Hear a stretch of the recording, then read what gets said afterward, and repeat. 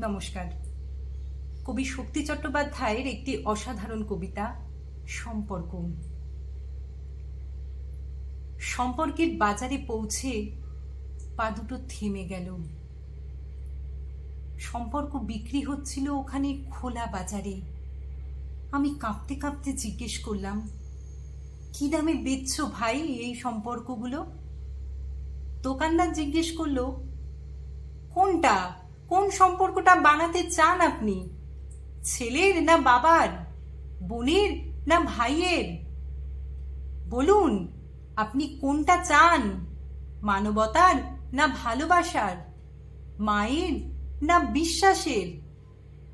বাবুজি, কিছু তো বলুন, কোনটা নিতে চান? চুপচাপ দাঁড়িয়ে কেন? ঠিক ভেবে বলুন।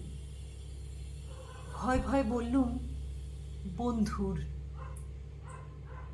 দোকানদার ভিজে চোখে বলল, দুনিয়াটা এই সম্পর্কেই তো টিকে আছে। তবে মাফ করবেন বাবুজি, এই সম্পর্কটা বিক্রির জন্য নয়। এর কোনো দাম দিতে পারবেন না। আর যেদিন এটাও বিক্রি হয়ে যাবে, সেদিন দুনিয়াটা উজাড় হয়ে যাবে।